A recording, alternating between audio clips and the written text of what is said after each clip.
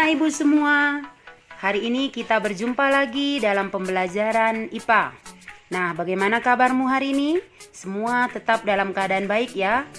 Nah, hari ini kita akan masuk ke pembelajaran tentang pelestarian hewan dan tumbuhan.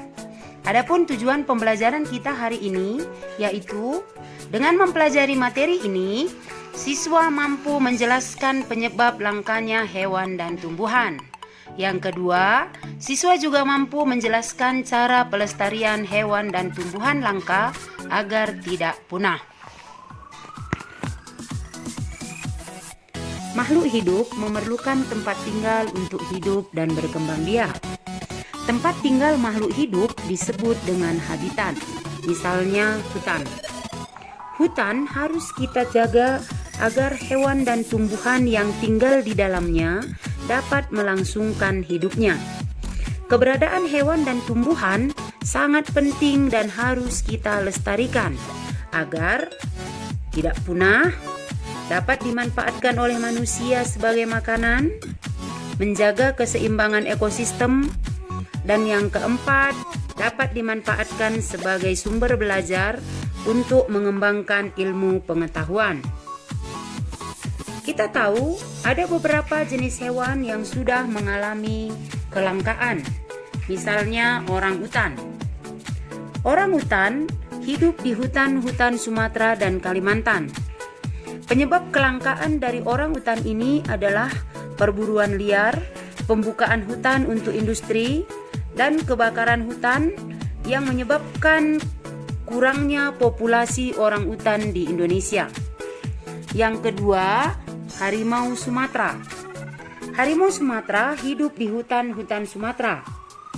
Keberadaan hewan ini juga saat ini sudah mengalami kelangkaan.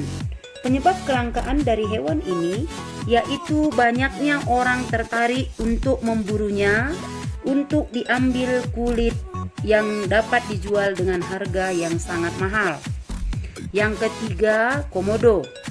Komodo adalah satu-satunya jenis kadal purba yang masih bertahan hidup sampai saat ini. Tempat hidup asli hewan ini adalah di Pulau Komodo dan di sebagian Pulau Flores. Komodo ini menggunakan penciumannya yang tajam untuk mencari mangsanya. Keberadaan komodo ini pun saat ini sudah terancam punah. Yang berikutnya, jalak Bali. Burung ini selain cantik juga mempunyai kicauan yang sangat indah, sehingga banyak orang yang berminat untuk menangkapnya. Jalak Bali yang ditemukan di alam kini hanya tinggal sedikit.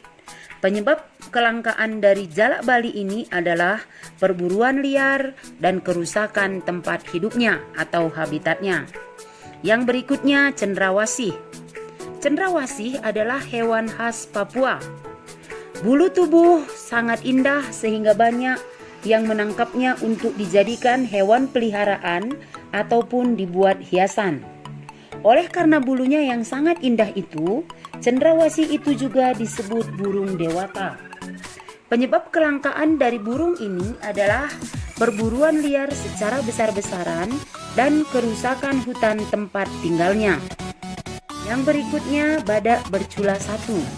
Badak bercula satu atau badak Jawa termasuk jenis hewan yang paling rawan punah di dunia. Kulit badak sangat keras dan mempunyai sebuah tanduk di bagian depan kepala yang disebut dengan cula. Cula ini banyak dipercaya orang sebagai obat yang berkhasiat. Oleh karena itu, banyak orang memburu badak untuk diambil culanya. Badak bercula satu ini sekarang ditemukan ataupun dilindungi di Taman Nasional Ujung Kulon.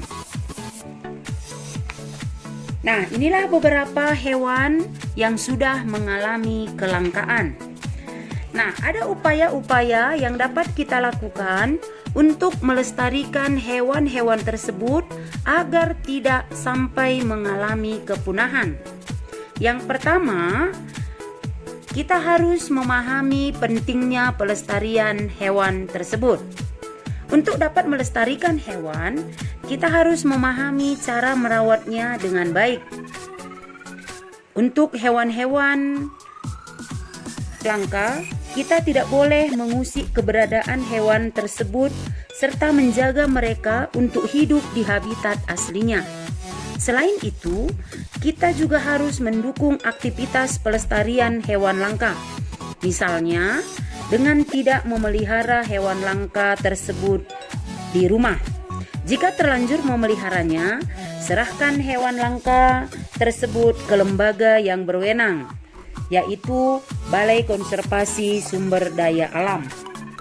Yang kedua, membuat tempat penangkaran untuk hewan langka.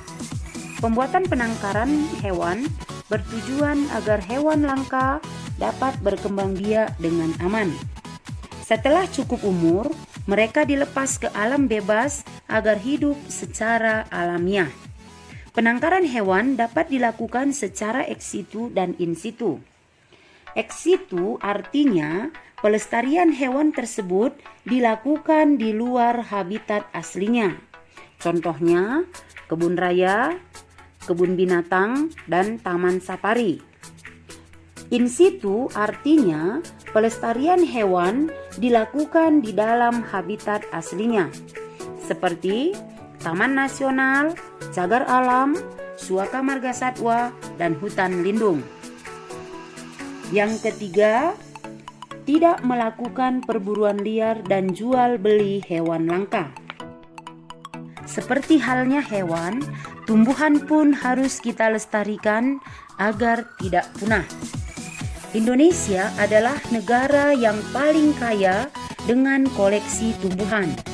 Menurut data penelitian, Indonesia memiliki 60% dari 2 juta spesies tumbuhan yang terdapat di dunia. Jenis-jenis tumbuhan khas ini termasuk jenis yang dilindungi dan dilestarikan karena jumlahnya yang semakin langka. Nah, kita lihat yang pertama, bunga Rafflesia. Nama latin tumbuhan ini adalah Rafflesia arnoldi. Tumbuhan ini banyak ditemukan di Pulau Sumatera. Keunikan bunga Rafflesia adalah selain ukurannya yang sangat besar, tumbuhan ini tidak mempunyai akar. Sifatnya parasit karena menempel dan menghisap makanan dari tumbuhan lain. Bunga ini termasuk juga bunga bangkai karena mengeluarkan bau yang tidak sedap seperti bau bangkai. Yang berikutnya, cendana. Pohon cendana terkenal dengan baunya yang khas dan harum. Batangnya besar dan kulit batangnya berwarna coklat tua. Kayunya berwarna putih kekuningan. Banyak orang menyukai benda-benda seni seperti patung yang dibuat dari kayu cendana. Minyak cendana yang berbau harum juga banyak digunakan sebagai bahan kosmetik. Pohon cendana ini banyak ditemukan di daerah seperti Bali, Nusa Tenggara, Jawa Timur, dan Sulawesi. Inilah beberapa jenis tumbuhan khas Indonesia yang sudah mengalami kelangkaan. Nah, ada beberapa upaya yang dapat dilakukan untuk melestarikan tumbuhan. Yang pertama, mengembangbiakkan tumbuhan yang sudah kita manfaatkan. Misalnya, dengan mengembangbiakkan tumbuhan baik secara vegetatif alami maupun vegetatif buatan. Yang kedua, tidak menebang pohon secara sembarangan.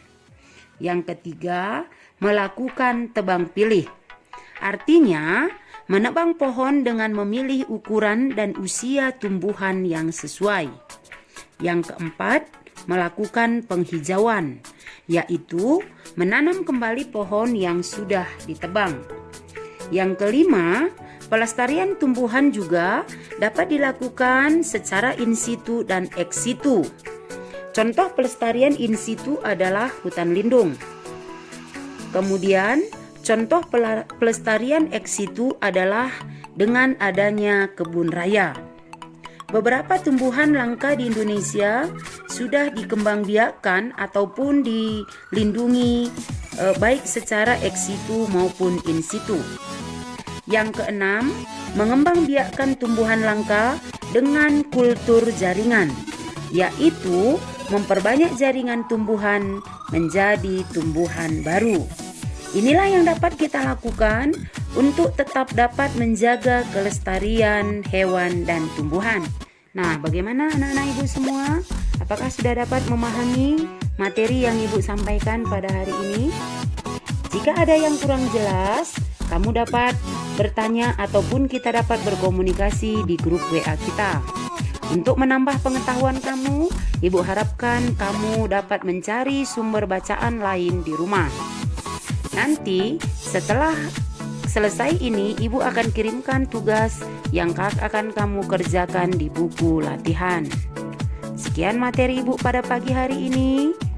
Terima kasih.